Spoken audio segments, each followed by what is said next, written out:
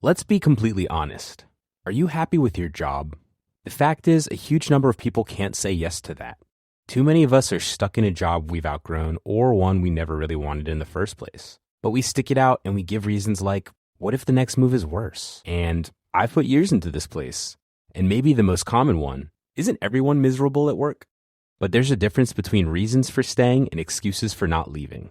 It's time to get unstuck. It's time for strawberry.me. They match you with a certified career coach who helps you get from where you are to where you want to be, either at your existing job or by helping you find a new one. Your coach helps clarify your goals, creates a plan, and keeps you accountable along the way. Go to strawberry.me/career and get 50% off your first coaching session. That's strawberry.me/career. Hey strangers, just a quick heads up. We talk very abstractly about dead animals in this episode, so if that's not your thing, well, we'll catch you next time.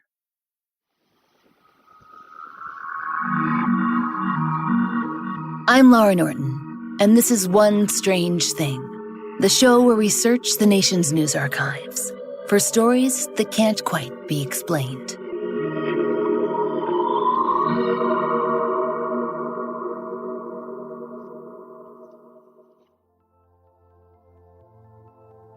Strangers, if you've been roaming around these parts for a while, you might recall that one of our earlier episodes concerned a series of mysterious, slimy blobs that terrorized suburban Texas back in the 70s, in a slow-moving, vaguely fungal kind of way. Part of the magic of that episode, and of blobs more broadly, is that these things are just inherently funny. People say and do odd things when faced with a mysterious goo. Last time we were in Blobtown, someone in the papers used oatmeal cookies as a unit of blob measurement. That's a lovable but objectively absurd thing to say. Plus, you almost can't help but smile when you say the word blob, right? It's not just us. Maybe it is just us. But you know what? We'll own that. Blobs are good. At least on paper, they are. It's worth remembering that those Texan blobs, they did frighten people, and they killed a fair number of plants. We have to assume that, like an open mic night, this is one of those things that's far funnier in theory than it is in practice. And the subjects of our story today would likely agree with that. It seems like the denizens of Oakville, Washington, didn't have a ton of fun when blobs came to their city back in 1994. And to be fair, there was much more serious carnage this time around. The Seattle Post-Intelligencer started off their first story in this saga with a bang. The paper's readers almost certainly parted the pages, saw this lead, and engaged in a collective spit take. Blobs fall from the sky. Kittens die. Yes, strangers, we're coming right out of the gate with a dead kitten. Sorry. According to the Post-Intelligencer, Oakville residents Sunny Barclift and her mother, Dottie Hearn, had been having some trouble with the hard launch of a new kind of weather. Quote, twice in the past 2 weeks, when it had rained, small blobs of clear gelatinous goo have fallen on and around the home Barclift shares with her mother on a 29-acre farm. Those blobs, per the paper, were about half the size of a grain of rice, and they looked, for all intents and purposes, like hail. Or they would have had Sunny not noticed them sitting on the ground and on the roof and, well, not melting. A source would later describe these blobs to Unsolved Mysteries as, quote, very mushy, almost like if you had Jell-O in your hand, you know? You could pretty much squish it through your fingers. But it seems like squishing it through your fingers might have been a bad move. The first time the blobs appeared, Sunny and her mother touched them once the rain stopped. We assume just poking them in an attempt to figure out what they were looking at. And according to the Post-Intelligencer, shortly after they did that, Sunny's mother fell ill and was transported to the hospital via ambulance, complaining of dizziness and nausea. Sunny had a milder version of the same symptoms, and a farm kitten who lived outdoors did likely ingest some of the substance and died of intestinal problems a few days later. The second time that Blobs rained down on Sunny's farm, nobody, two-legged or otherwise, got sick.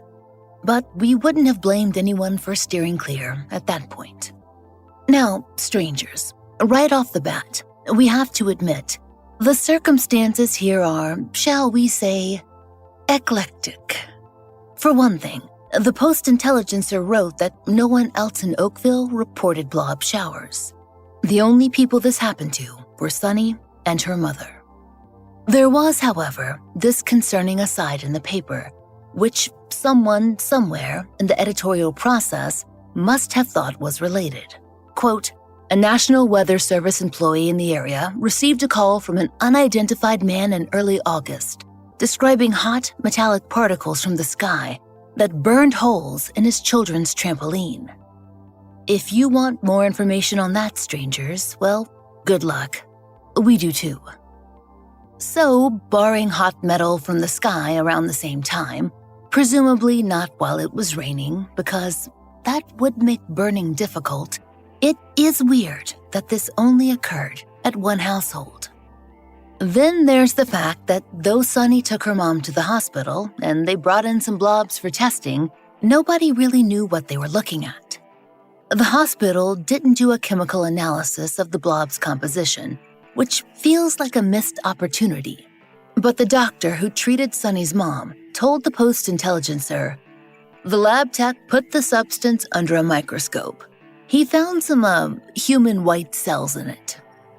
We assume that's human white blood cells, strangers. One would think that white blood cells, removed from the composite substance in which they're normally found, and just hanging out in jello, would have been a cause for further investigation. But the hospital apparently stopped there. Luckily, there was apparently more than enough blob to go around, and Sunny managed to distribute samples to agencies that did do more research. According to the New York Times, that mantle was primarily taken up by the Washington State Department of Ecology. And you won't believe this, strangers, but when their research was published a few weeks later, it actually raised more questions than it answered. Per the Times, quote, "The blobs of Oakville are alive, or at least they once were alive, or part of some living creature, according to a preliminary analysis." The Times went on to report that the Department of Ecology's Hazardous Materials Unit had taken a look at blob samples. Immediately, they identified organic cells of, quote, "various sizes," though they didn't actually see white blood cells, as the hospital had claimed to. As a matter of fact, they didn't find any cells with nuclei. Not to get all high school biology on you, but suffice it to say, that ruled out a lot of types of cell. But identifying biological material beyond declaring this was or is alive wasn't the department's area of expertise. So they passed the buck, or the blob, to the State Department of Health. And when the Department of Health took a look at the blobs, what did they find? Strangers, a drum roll please. Nothing. At least, not insofar as we could find. Perhaps it was a bombshell proof of alien life and swept under a rug. Perhaps papers lost interest in the story. Perhaps the Department of Health never actually looked at those samples at all, because they had more important things to do. All are possible in the loosest sense of that word. But the Oakville blobs did disappear from the public consciousness for a few years, at this point in the story. They only cropped back up in 1997, 3 years later, when a certain TV crew showed up in town. When Unsolved Mysteries comes a-knocking, so does the media. At least for a while.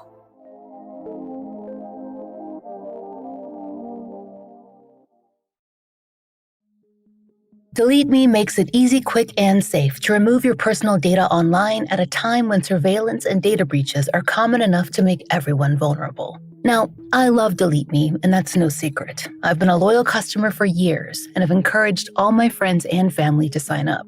That's because Delete Me does all the hard work of wiping you and your family's personal information from data broker websites. And there are so many of those sites. New ones pop up all the time, sharing personal information that I want to limit easy access to. As someone involved in true crime, this is important to me. That's why I use Delete Me. Delete Me knows your privacy is worth protecting. Sign up and provide Delete Me with exactly what information you want deleted, and their experts take it from there. And you can actually see the evidence of removal because Delete Me sends you regular personalized privacy reports showing what info they found, where they found it, and what they removed. Take control of your data and keep your private life private by signing up for Delete Me, now at a special discount for our listeners. Get 20% off your Delete Me plan when you go to joindeleteme.com/strange and use promo code STRANGE at checkout. The only way to get 20% off is to go to joindeleteme.com/strange and enter code STRANGE at checkout. That's joindeleteme.com/strange, code STRANGE. So you're running out of closet space. The good news? You don't need to stop shopping. You just need to start selling with The RealReal. The RealReal is the world's largest and most trusted resource for authenticated luxury resale. Whether it's that mini bag that can't even fit your phone, or those boots you never fully broke in, The RealReal handles everything from photography and copywriting to shipping and pricing. So you can just sit back, get paid, and make room for things that actually feel like you. And with 10,000 plus new arrivals every single day from top designers like Prada, Celine, Louis Vuitton, and Loewe, all for up to 90% off retail, you're bound to find something perfectly on brand to fill that extra closet space with. Plus, right now, you can get an extra $100 to shop when you sell for the first time. Make room for what feels like you. Go to therealreal.com to start selling and get your extra $100 to keep shopping at therealreal.com. That's therealreal.com. Terms apply.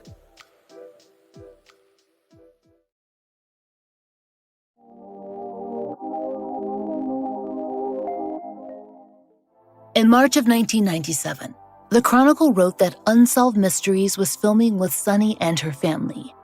And in this article, we get a lot more information than was present in those initial reports.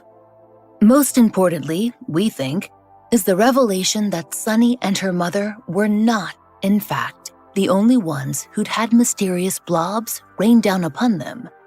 Per the Chronicle, quote, Oakville Police Chief Jerry Grube told an interviewer Sunday that he'd talked to about 30 local residents who complained of symptoms within days of the first sighting. Most reported coming down with a flu-like illness within days of contact and complained of diarrhea, aches and pains, vomiting, and other ailments. So, Unsolved Mysteries ultimately spoke with lots of people who corroborated Sunny's story, including other residents and local law enforcement. And between all those accounts, the story takes a decidedly different shape than those early news reports. It wasn't just Sunny's family ranch. It was all of Oakville. And it didn't just happen once or twice. It happened 6 times over the course of 3 weeks. And in the Unsolved Mysteries episode, the impact of that many incidents is pretty widespread. As Beverly Roberts, a resident, told the show, everybody in the whole town came down with something like the flu, only it was a really hard flu that lasted from 7 weeks to 2 to 3 months. And of course, there is the animal toll. Sunny would later tell the Chronicle that she was aware of the kitten, 2 dogs, and 15 barn cats who'd come into contact with the blobs and then passed shortly after. We must wonder, strangers, where were all of these other people when Sunny and her mother were the only ones speaking to the press, and when that press was reporting that nobody else in Oakville had experienced this phenomena? Now, it's possible, of course, that all those others were afraid to speak up back in 1994, that they didn't want to be branded hysterical or as lunatics or any of the other myriad labels we often give paranormal whistleblowers. For her part, Sunny did tell the Chronicle that she'd felt the same way, at least initially. At first, we were kind of hesitant to speak about it, because we didn't want people to think we were weird. but Mom finally talked to a Seattle newspaper about it. Then again, it's of course possible that the notion of being on TV could move people to speak up about things that didn't really happen. And to be fair, strangers, it's not like anyone ever figured out exactly what these blobs were. Organic material was as far as the state of Washington ever got, and Unsolved Mysteries took a more conspiratorial approach.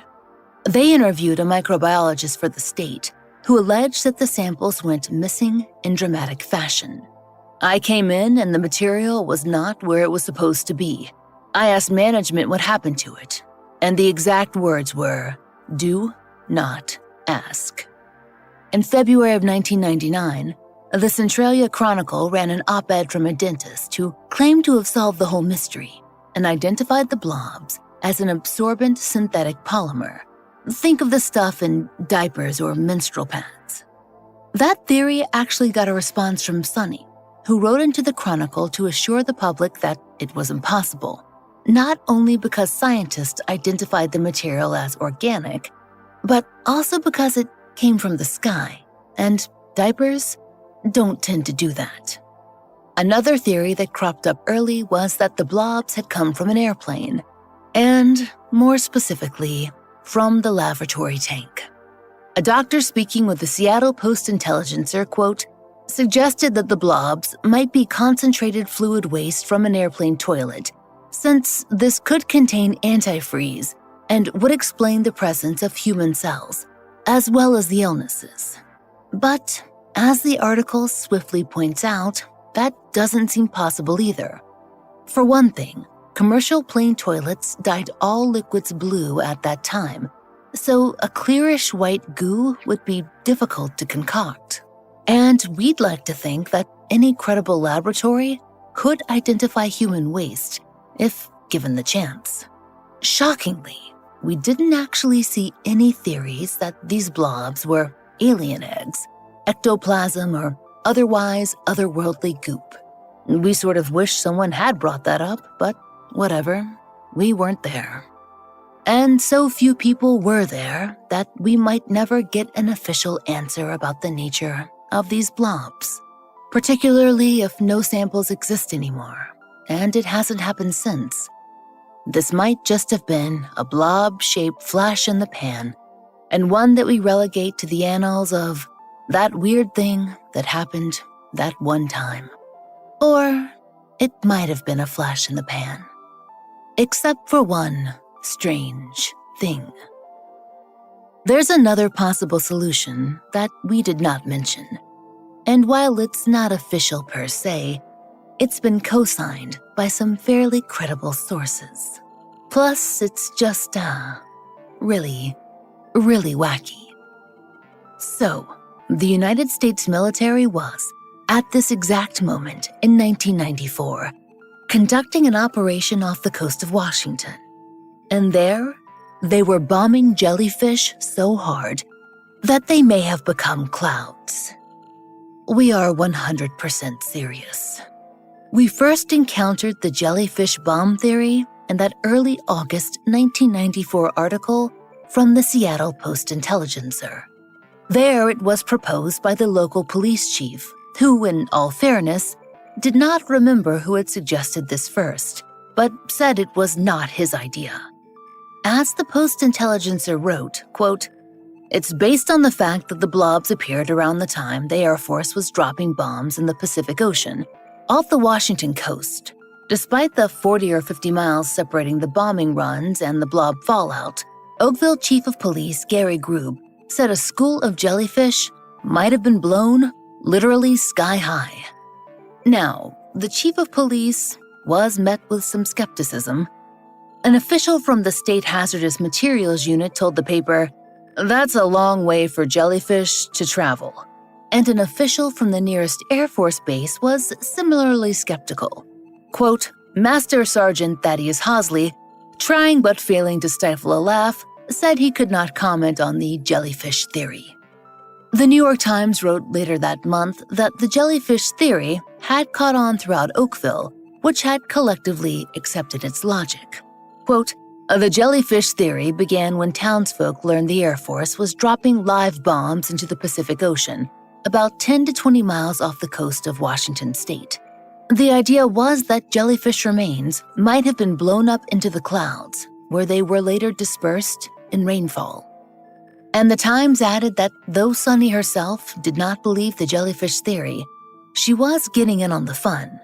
Quote, she said, laughing, "Some people want to start an annual jellyfish festival now, where they shoot jellyfish into town with a cannon." Sunny noted that the town's tavern is also concocting a new drink, the jellyfish, made of vodka, gelatin, and juice. Strangers, we feel that we must touch on that last part because, literally, they have just described a Jell-O shot. They'd been around for a couple decades already at that point. We hope that no one in Oakville thought that they were on the cutting edge of Jell-O shots, but props for the marketing nonetheless. Moving on. In that letter to the editor that Sunny wrote for the Chronicle in 1999, she wrote that she and her mother were leaning towards some kind of biohazard dropped from a military aircraft. In the letter, she also implied that the jellyfish theory was co-signed by the Air Force itself. "We have not discounted aircraft as a possible vector of the goo material, and though we cannot prove it, the aircraft theory seems as likely as a school of jellyfish being blown to bits, caught in the jet stream, and then raining down on Oakville 6 times over 3 weeks, as the Air Force suggested." Now, strangers, this is an absurd concept, we know, but it's worth remembering that odd things do fall from the sky sometimes. Fish, spiders, frogs, and sea life, and yes, jellyfish, have been documented falling from the sky, even relatively recently. Back in 2021, residents in Texarkana, Texas, sent news channel KSLA photos and videos of fish falling from the sky during a rainstorm. The city of Texarkana even put out a statement explaining what had happened. Animal rain is a phenomenon that occurs when small water animals are swept up in waterspouts or drafts that occur on the surface of the earth. They are then rained down at the same time as the rain. And, for what it's worth, Washington's coast is replete with jellyfish of all sorts, ranging from almost microscopic to close to a foot wide. And the Seattle Aquarium notes that jellies are comprised of 98% water. So, in rainy conditions, they'd stay pretty gooey.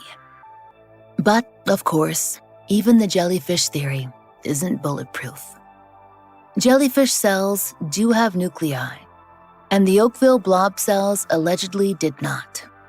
Jellyfish chunks probably could not give anyone flu-like symptoms, though dead jellyfish can and do sting. And as Sunny pointed out, it is a little bit absurd to imagine that this happened not just once, but 6 consecutive times, in a small town fairly far away from the coast. Ultimately, strangers, you can choose to believe what you like, just as Unsolved Mysteries did, just as Sunny did, and just as Oakville's Jellyfish Fan Club has. We're partial to the latter camp. Call it what you want, but we love a silly explanation for what was otherwise not a great time. After all, that is the spirit of Blobs. We hope you'll join us next time for another premium exclusive episode of One Strange Thing. Oh, and if you wouldn't mind, please take a moment to rate and review our podcast on your favorite app. It helps us find more listeners.